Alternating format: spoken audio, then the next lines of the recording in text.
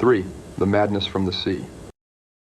If heaven ever wishes to grant me a boon, it will be a total effacing of the results of a mere chance which fixed my eye on a certain stray piece of shelf paper. It was nothing on which I would naturally have stumbled in the course of my daily round, for it was an old number of an Australian journal, the Sydney Bulletin for April 18, 1925. It had escaped even the cutting bureau, which had at the time of its issuance been avidly collecting material for my uncle's research. I had largely given over my inquiries into what Professor Angel called the Cthulhu cult, and was visiting a learned friend in Paterson, New Jersey, the curator of a local museum and a mineralogist of note. Examining one day the reserve specimens roughly set on the storage shelves in a rear room of the museum, my eye was caught by an odd picture in one of the old papers spread beneath the stones. It was the Sydney Bulletin I have mentioned, for my friend has wide affiliations in all conceivable foreign parts, and the picture was a half-tone cut of a hideous stone image, almost identical with that which Legrasse had found in the swamp. Eagerly clearing the sheet of its precious contents, I scanned the item in detail, and was disappointed to find it of only moderate length. What it suggested, however, was of portentous significance to my flagging quest, and I carefully tore it out for immediate action. It read as follows: Mystery, derelict found at sea. Vigilant arrives, with helpless armed New Zealand yacht in tow. One survivor and dead man found aboard. Tale of desperate battle and deaths at sea. Rescued seaman refuses particulars of strange experience. Odd idol found in his possession. Inquiry to follow. The Morrison Company's freighter Vigilant, bound from Valparaiso, arrived this morning at its wharf in Darling Harbor, having in tow the battled and disabled but heavily armed steam yacht Alert of Dunedin, New Zealand, which was sighted April 12th in S latitude 34°21, W longitude 152°17, with one living and one dead man aboard. The Vigilant left Valparaiso March 25th, and on April 2nd was driven considerably south of her course by exceptionally heavy storms and monster waves. On April 12th, the derelict was sighted, and though apparently deserted, was found upon boarding to contain one survivor in a half-delirious condition, and one man who had evidently been dead for more than a week. The living man was clutching a horrible stone idol of unknown origin, about a foot in height, regarding whose nature authorities at Sydney University, the Royal Society, and the museum in College Street all profess complete bafflement, and which the survivor says he found in the cabin of the yacht, in a small carved shrine of common pattern.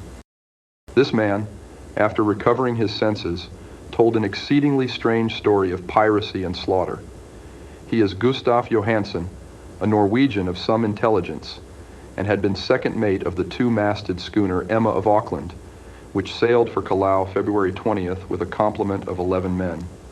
The Emma, he says, was delayed and thrown widely south of her course by the great storm of March 1st, and on March 22nd, in S latitude 49°51, W longitude 128°34, encountered the Alert, manned by a queer and evil-looking crew of Kanakas and half-castes. Being ordered peremptorily to turn back, Captain Collins refused, whereupon the strange crew began to fire savagely, and without warning upon the schooner with a peculiarly heavy battery of brass cannon forming part of the yacht's equipment.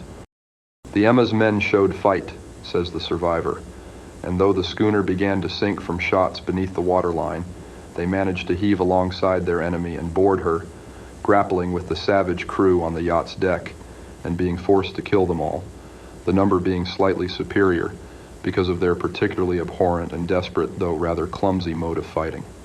3 of the Emma's men, including Captain Collins and First Mate Green, were killed, and the remaining 8, under Second Mate Johansen, proceeded to navigate the captured yacht, going ahead in their original direction to see if any reason for their ordering back had existed.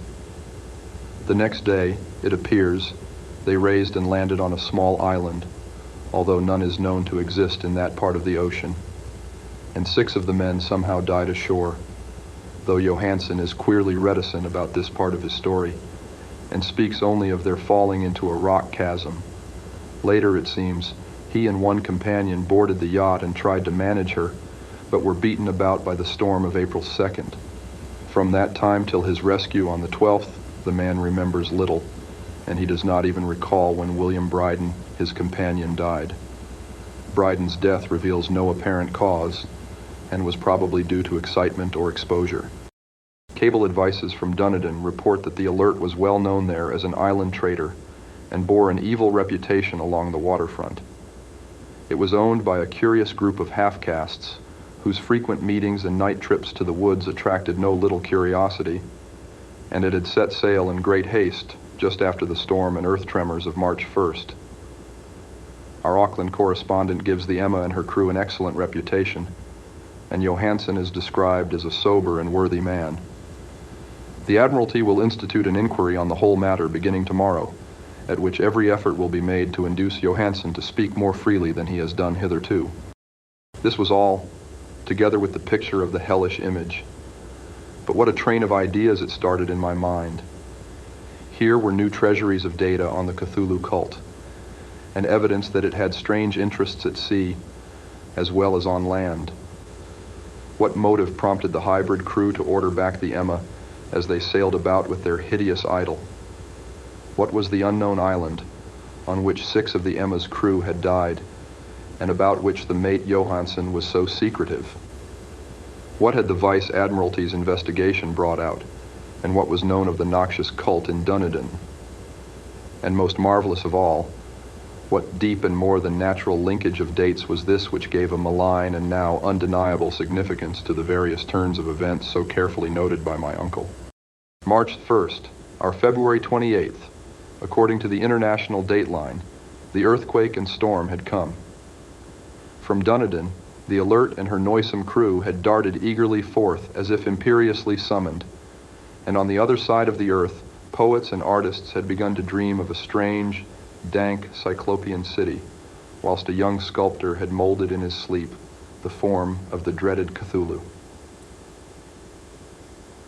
March 23rd, the crew of the Emma landed on an unknown island and left 6 men dead. And on that date, the dreams of sensitive men assumed a heightened vividness and darkened with dread of a giant monster's malign pursuit, whilst an architect had gone mad and a sculptor had lapsed suddenly into delirium. And what of this storm of April 2nd, the date on which all dreams of the dank city ceased, and Wilcox emerged unharmed from the bondage of strange fever? What of all this, and of those hints of old Castro about the sunken, star-born old ones and their coming reign, their faithful cult and their mastery of dreams? Was I tottering on the brink of cosmic horrors beyond man's power to bear? If so, they must be horrors of the mind alone, for in some way the 2nd of April had put a stop to whatever monstrous menace had begun its siege of mankind's soul. That evening, after a day of hurried cabling and arranging, I bade my host adieu and took a train for San Francisco. In less than a month I was in Dunedin, where, however, I found that little was known of the strange cult members who had lingered in the old sea taverns. Waterfront scum was far too common for special mention, though there was vague talk about one inland trip these mongrels had made, during which faint drumming and red flame were noted on the distant hills. In Auckland, I learned that Johansen had returned with yellow hair turned white after a perfunctory and inconclusive questioning at Sydney, and had thereafter sold his cottage in West Street and sailed with his wife to his old home in Oslo. Of his stirring experience, he would tell his friends no more than he had told the Admiralty officials, and all they could do was to give me his Oslo address. After that, I went to Sydney and talked profitlessly with seamen and members of the Vice Admiralty Court.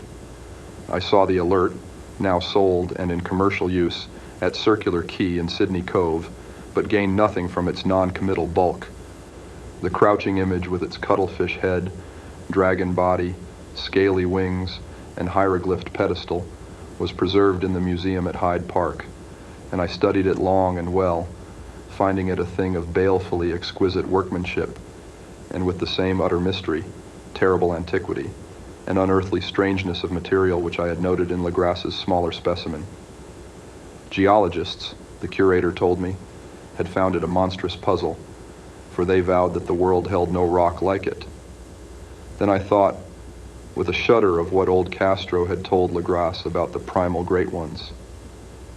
They had come from the stars and had brought their images with them. Shaken with such a mental revolution as I had never before known, I now resolved to visit mate Johansen in Oslo. Sailing for London, I re-embarked at once for the Norwegian capital, and one autumn day landed at the trim wharves in the shadow of the Egeberg. Johansen's address, I discovered, lay in the old town of King Harald Hardrada, which kept alive the name of Oslo during all the centuries that the greater city masqueraded as Christiana. I made the brief trip by taxicab and knocked with palpitant heart at the door of a neat and ancient building with plastered front. A sad-faced woman in black answered my summons, and I was stung with disappointment when she told me in halting English that Gustav Johansen was no more. He had not survived his return, said his wife, for the doings at sea in 1925 had broken him. He had told her no more than he had told the public, but had left a long manuscript of technical matters, as he said, written in English, evidently in order to safeguard her from the peril of casual perusal. During a walk through a narrow lane near the Gothenburg dock, a bundle of papers falling from an attic window had knocked him down. 2 Lascar sailors at once helped him to his feet, but before the ambulance could reach him, he was dead. Physicians found no adequate cause for the end and laid it to heart trouble and a weakened constitution. I now felt gnawing at my vitals that dark terror which will never leave me till I, too, am at rest, accidentally or otherwise. Persuading the widow that my connection with her husband's technical matters was sufficient to entitle me to his manuscript, I bore the document away and began to read it on the London boat. It was a simple, rambling thing, a naive sailor's effort at a post facto diary, and strove to recall day by day that last awful voyage. I cannot attempt to transcribe it verbatim in all its cloudiness and redundance, but I will tell its gist enough to show why the sound of the water against the vessel's sides became so unendurable to me that I stopped my ears with cotton. Johansen, thank God, did not know quite all, even though he saw the city and the thing.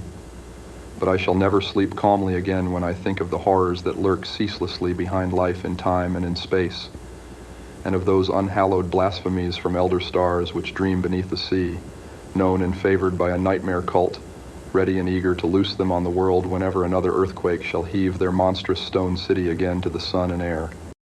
Johansen's voyage had begun just as he told it to the Vice Admiralty.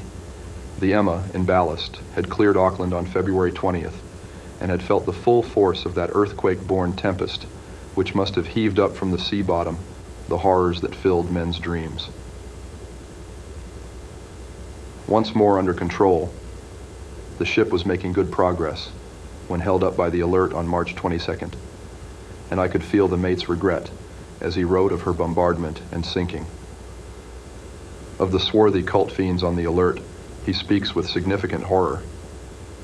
There was some peculiarly abominable quality about them, which made their destruction seem almost a duty, and Johansen shows ingenuous wonder at the charge of ruthlessness brought against his party during the proceedings of the Court of Inquiry.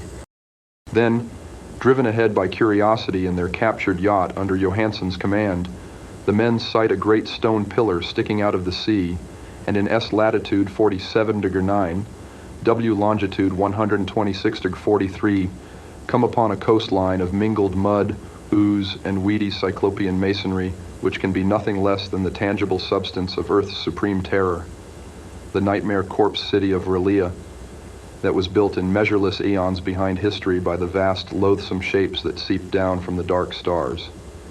There lay great Cthulhu and his hordes, hidden in green, slimy vaults, and sending out at last, after cycles incalculable, the thoughts that spread fear to the dreams of the sensitive and called imperiously to the faithful to come on a pilgrimage of liberation and restoration. All this Johansen did not suspect, but God knows he soon saw enough. I suppose that only a single mountaintop, the hideous monolith-crowned citadel whereon great Cthulhu was buried, actually emerged from the waters. When I think of the extent of all that may be brooding down there, I almost wish to kill myself forthwith. Johansen and his men were awed by the cosmic majesty of this dripping Babylon of elder demons, and must have guessed without guidance that it was nothing of this or of any sane planet. Awe at the unbelievable size of the greenish stone blocks, at the dizzying height of the great carven monolith, and at the stupefying identity of the colossal statues and bas-reliefs with the queer image found in the shrine on the alert, is poignantly visible in every line of the mate's frightened description. Without knowing what futurism is like, Johansen achieved something very close to it when he spoke of the city. For instead of describing any definite structure or building, he dwells only on broad impressions of vast angles and stone surfaces, surfaces too great to belong to anything right or proper for this earth, and impious with horrible images and hieroglyphs. I mention his talk about angles because it suggests something Wilcox had told me of his awful dreams. He had said that the geometry of the dream place he saw was abnormal, non-Euclidean, and loathsomely redolent of spheres and dimensions apart from ours. Now an unlettered seaman felt the same thing whilst gazing at the terrible reality. Johansen and his men landed at a sloping mud bank on this monstrous acropolis and clambered slipperily up over Titan oozy blocks, which could have been no mortal staircase.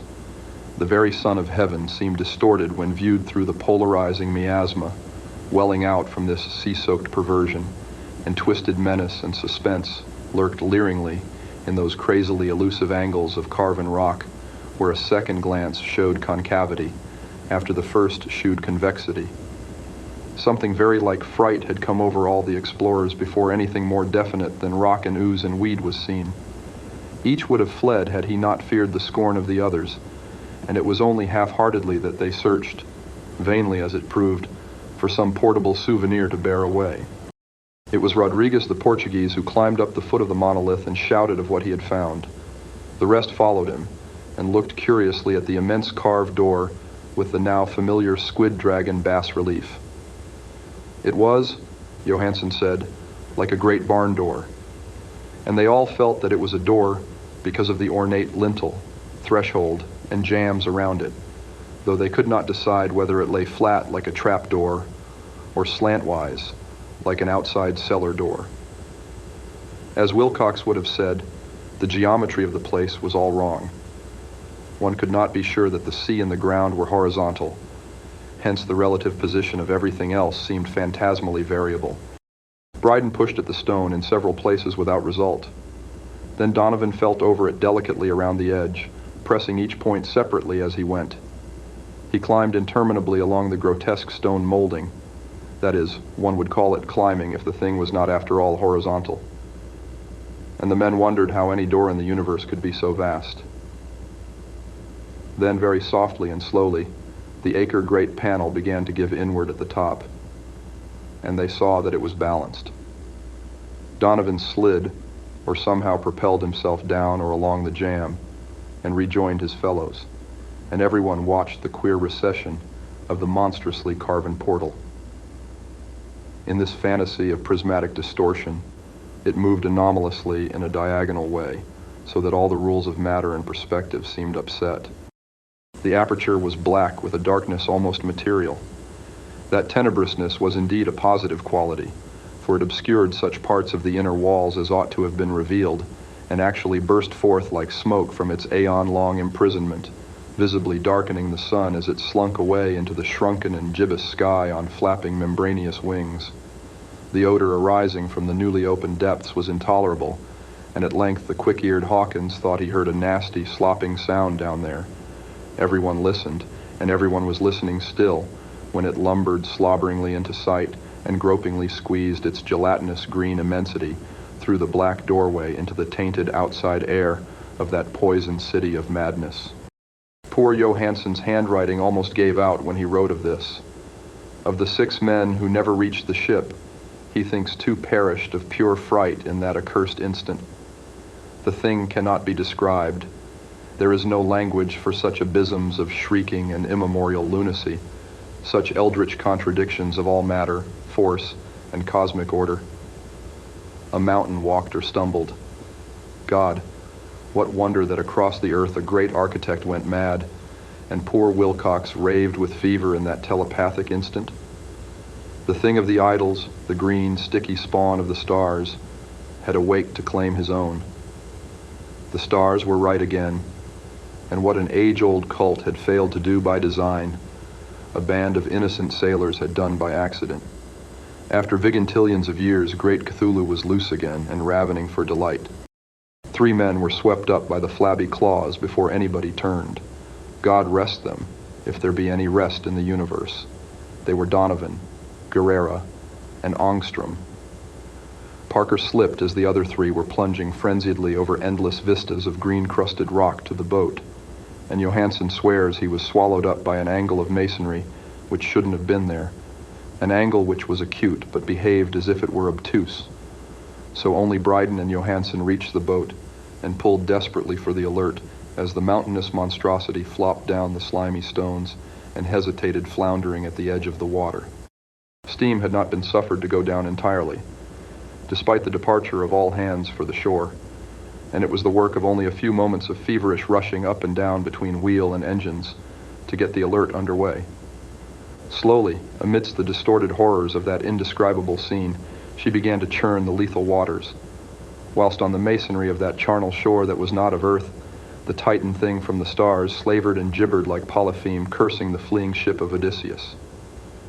Then, bolder than the storied Cyclops, great Cthulhu slid greasily into the water and began to pursue with vast wave-raising strokes of cosmic potency. Bryden looked back and went mad, laughing shrilly, as he kept on laughing at intervals, till death found him one night in the cabin, whilst Johansson was wandering deliriously. But Johansson had not given out yet. Knowing that the thing could surely overtake the Alert until steam was fully up, he resolved on a desperate chance, and setting the engine for full speed, ran lightning-like on deck and reversed the wheel. There was a mighty eddying and foaming in the noisome brine, and as the steam mounted higher and higher, the brave Norwegian drove his vessel head-on against the pursuing jelly, which rose above the unclean froth like the stern of a demon galleon. The awful squid head with writhing feelers came nearly up to the bowsprit of the sturdy yacht, but Johansson drove on relentlessly.